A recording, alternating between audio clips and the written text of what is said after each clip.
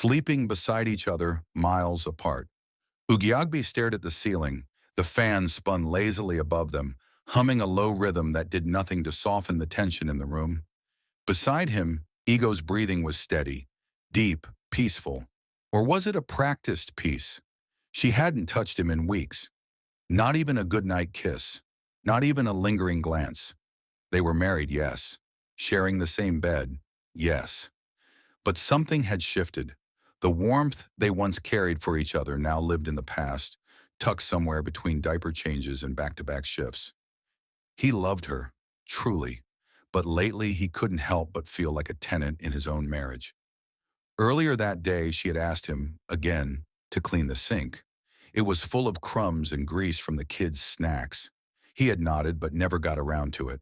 Not because he was lazy, not even because he didn't care, but because the sight of soggy food crumbs stuck in a greasy sink made his stomach turn.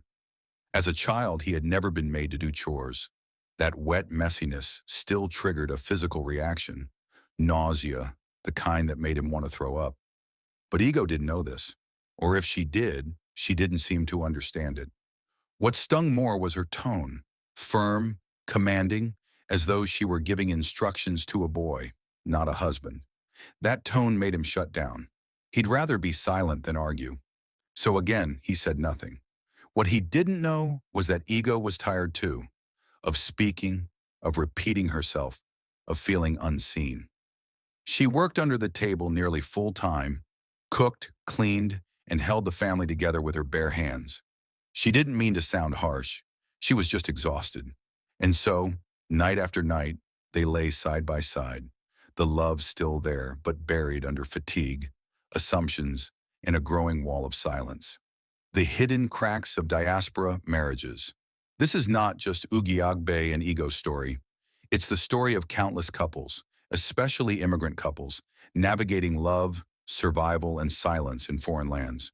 When African couples move abroad, they carry with them not just luggage and ambition, but culture, unspoken expectations, and deeply rooted gender roles.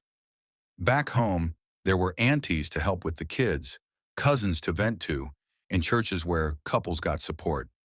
Abroad, it's just the two of you, and the pressure can crack even the strongest foundations. You work two jobs. She works one and he still runs the home.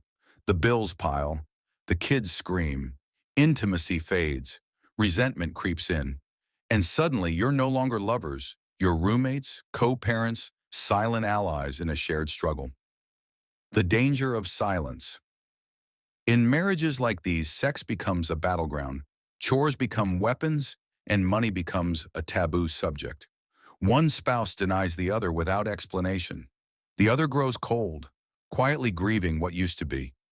No shouting, no fighting, just slow, invisible erosion. And the worst part? They still love each other. They fantasize about growing old together, walking hand in hand in their 60s without the burden of raising kids. But unless something changes, unless they speak, forgive, listen, touch again, that fantasy may remain a dream.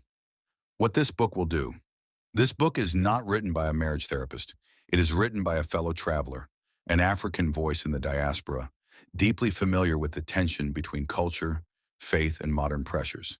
It's for the man who silently resents being asked to wash plates, for the woman who longs to be held again but is too exhausted to ask, for the couple who haven't had sex in weeks but are too polite or afraid to speak the truth.